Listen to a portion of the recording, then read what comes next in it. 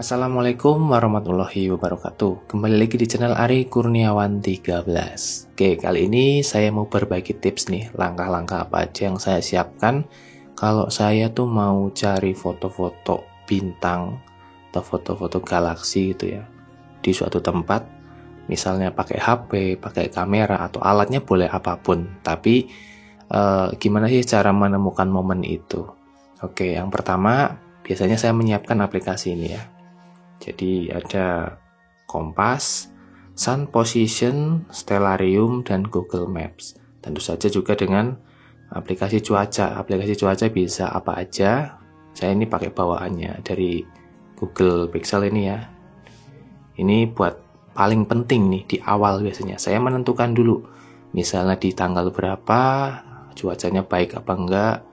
Minimal ini akurasinya ya di atas 60% lah, 60-70, cukup akurat.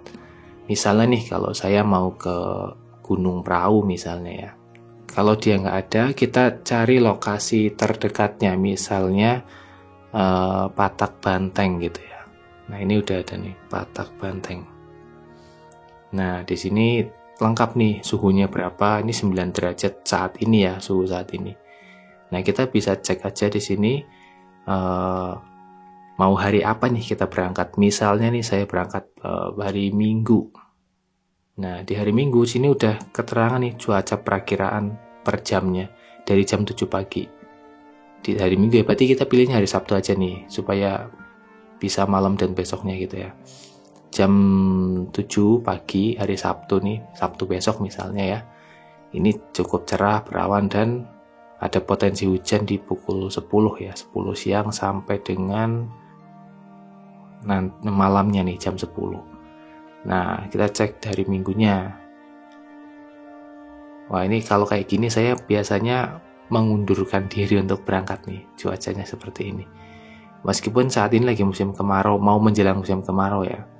Nah, ini saya nggak jadi berangkat nih biasanya. Tapi lihat aja paginya. Paginya itu dari jam 7 ya ada potensi cerah nih. Ya intinya kita harus cek cuaca dulu aja. Kalau misalnya lokasinya nggak kedetek, ketik kecamatannya aja di sini. Nah itu salah satu untuk meningkatkan keberhasilan kita mengambil foto-foto bintang di malam hari ataupun foto-foto sunrise-nya lah di pagi harinya. Nah setelah cek cuaca, ini paling penting ya, langkah awalnya itu. Habis itu kita Google Map. Google Map ini ada fitur untuk map offline. Nah ini berjaga-jaga aja ya kalau misalnya nanti di daerah yang kita kunjungi banyak tempat-tempat yang sinyalnya kurang bagus. Nah saya biasanya langsung ke sini aja. Ini ada peta offline nih ya. Nah pilih peta kita sendiri. Nah, kita geser nih. Misalnya saya mau ke Gunung Ungaran ya di sini. Ini kan ada Gunung Ungaran. Ada lokasi semuanya di sini, kita download nih. Kecil kok ukurannya, cuma 55 MB. Misalnya kita download sekarang. Nanti kita akses petanya itu lebih cepat ketika kita misalnya di lokasi tersebut dan sinyal kurang baik, dia akan tetap nge-lock GPS-nya. Jadi kita nggak akan kebingungan posisi kita ada di mana kayak gitu ya. Sebenarnya ada banyak maps lain ya selain Google Map yang bisa diandalkan untuk survival kayak gitu ya. Biasanya dulu saya pakai ini nih, Here Maps. Itu mapsnya dari Nokia. Sekarang namanya Here We Go nih. Ini cukup baik waktu itu ya. Untuk sekarang sih ya masih bagus. Cuman saya lebih nyaman di Google Map aja. Jadi ini bisa download full offline seluruh satu negara gitu ya. Di Indonesia misalnya kita download, tapi filenya lumayan besar kalau satu negara. Sepertinya bisa per pulau juga atau per provinsi. Jadi ini alternatif nih kalau teman-teman butuh aplikasi map.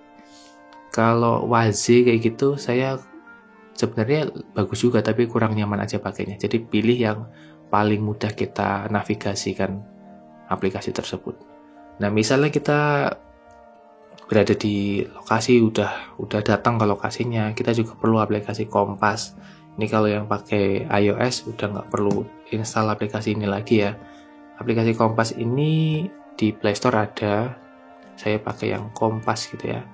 Nah, di sini itu kita bisa tahu ketinggian kita ada berada di berapa mdpl, dan ada prediksi kapan matahari terbit dan matahari tenggelam. Ini juga penting buat kita misalnya mencari arah kiblat gitu ya, terus menentukan timur dan baratnya. Ya sebenarnya ini opsional, tapi buat jaga-jaga aja. Kadang ada beberapa titik kita tuh mengalami disorientasi. Ini penting banget. Terus kita juga tahu posisi kita tuh berada di titik koordinat mana nih. Lintang selatan, bujur timurnya kayak gitu ya. Kita berada di posisi yang ini bisa kita share nih. Kalau ya terjadi hal yang tidak diinginkan. Ini bisa kita share ke siapa, ke teman nanti. Ini bisa dilacak ya. Untuk mengetahui koordinat kita berada di lokasi yang mana. Nah, setelah kompas, saya biasanya install ini yang lumayan titik utamanya nih, Stellarium ya. Stellarium ini gratis ya, di Play Store ada, cari aja. Ini real time, jadi kita tahu posisi bintang-bintang yang ada di langit ini, Alpha Centauri kayak gitu-gitu ya. Jadi nanti kamera kita arahkan ke titik paling terang yang diprediksi di sini. Ini karena saya di dalam ruangan ya, jadi nggak kelihatan. Ini karena udah pagi ya, jadi nah ini bisa nih. Kalau di dalam ruangan agak ini ya. Ini karena udah pagi ya. Nih, jadi kita bisa tahu posisi yang ada di atas tuh arahnya kemana aja. Tuh ada matahari, nanti matahari akan muncul di sini. Ini live, jadi misalnya kalian mau nge-shoot sunrise gitu, bisa memposisikan kameranya dengan benar, nggak melenceng nanti ya. Setelah itu, setelah Stellarium, ini fungsinya sama juga, itu ada sun position. Ini untuk mengetahui posisi matahari. Nah ini ya, jadi nanti matahari terbitnya dari arah sebelah sini. Ini nggak akan meleset ya, saya udah buktikan berkali-kali. Pasang tripodnya, terus memposisikan framing gambarnya nanti di mana gitu. Jadi nggak akan meleset. Setelah itu tripod ya, teman-teman harus siapkan tripod yang kokoh ya. Saya sih sarankan beli tripod itu yang kayak punya saya sih udah cukup bagus. Harganya nggak mahal-mahal banget, yang Costa Flanco 510. Ada juga merek lain, Underwear gitu ya. Terus beberapa merek yang lumayan kokoh juga, Ulanzi gitu ya. Nah, kalau tripod yang harganya di bawah 100.000 gitu, biasanya sih nggak dipakai dalam jangka waktu lama ya. Udah patah nih biasanya untuk bagian knopnya gitu. Saya sih biasanya pakai yang ya agak mahalin dikit lah, misalnya di atas 290.000 atau 300.000-an. Ini lumayan bagus nih yang kayak merek. Ini Underwear Ki160SA. Ini udah dari besi ya bahannya, jadi nggak, kalau kena angin tuh nggak bakalan cepat roboh gitu. Cara tag-nya tadi udah semua persiapan ya. Kalau di Google Pixel ya, biasanya sih gampangnya ke foto malam nih.